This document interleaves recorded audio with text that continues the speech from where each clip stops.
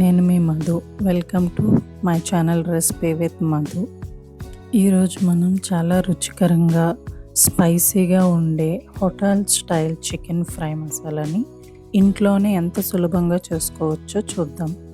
ఒకసారి చేసి చూసారంటే మళ్ళీ మళ్ళీ చేయాలనిపించేంత రుచిగా ఉంటుంది ఈ రెసిపీ. సో మీరు ఈ వీడియోని స్కిప్ చేయకుండా లాస్ట్ వరకు చూసి మా ఛానల్ని సబ్స్క్రైబ్ చేసుకోవాలని కోరుకుంటున్నాను.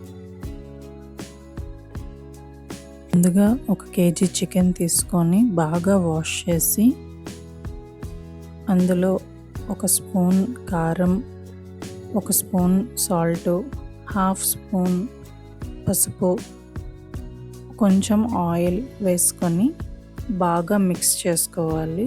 తర్వాత 1 అవర్ పాటు ఫ్రీజర్లోని మ్యారినేట్ చేసుకోవాలి. ఇలా 1 అవర్ మ్యారినేట్ చేయడం వల్ల మనం ఫ్రై చేసుకునేటప్పుడు చికెన్ అనేది చాలా స్మూత్ అండ్ మెత్తగా అవుతుంది.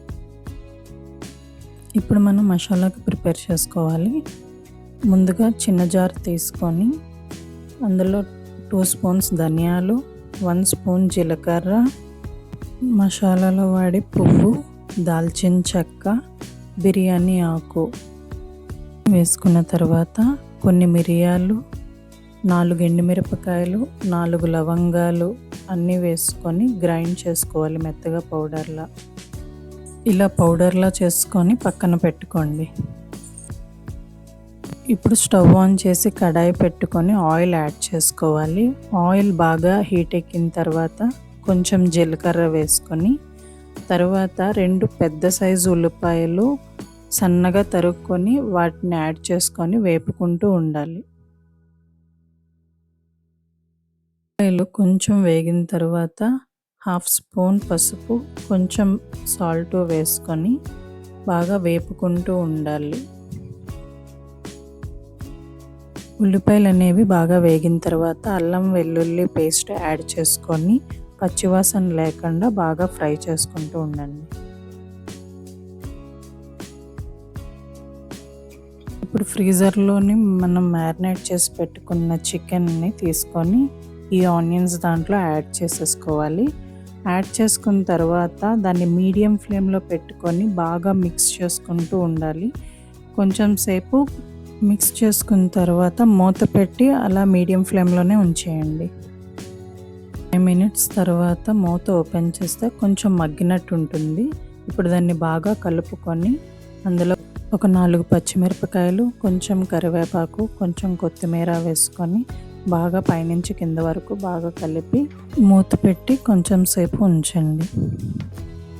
చూసారు కదా ఆయిల్ అనేది ఎలా పైకి తేలుతుందో. సో ఇప్పుడు మనం ఆల్రెడీ ప్రిపేర్ చేసి ఉంచుకున్న మసాలా పౌడర్ని పైన అలా జల్లుతూ మొత్తం వేసుకొని బాగా పైనుంచి కింద వరకు కలుపుతూ ఒక 15 మినిట్స్ పాటు మూత పెట్టి ఉంచేయాలి. వావ్, చూసారా మనం వాటర్ అనేది యాడ్ చేయకుండా ఎంత జ్యూసీగా ఆయిల్ ఎలా పైకి తేలుతుందో. ఇలా ముక్క జ్యూస్ పోయి మొత్తం ఫ్రైలా అయినంత వరకు బాగా సిమ్లో పెట్టుకొని చూసుకుంటూ ఉండాలి. చూసారు కదండి యమ్మీ చికెన్ ఫ్రై మసాలా ఎంత బాగా వచ్చిందో. సో మీరు కూడా ఇంట్లోని ఇదే విధంగా ట్రై చేసి ఎలా ఉందో నాకు కమెంట్ బాక్స్లో మెసేజ్ చేయండి. అండ్ ఈ వీడియో కనుక మీకు నచ్చినట్టయితే ప్లీజ్ నా ఛానల్ని విజిట్ చేసి రెసిపీ విత్ మధు ఛానల్ని లైక్, షేర్ అండ్ సబ్స్క్రైబ్ చేయడం మర్చిపోకండి. Thanks for watching.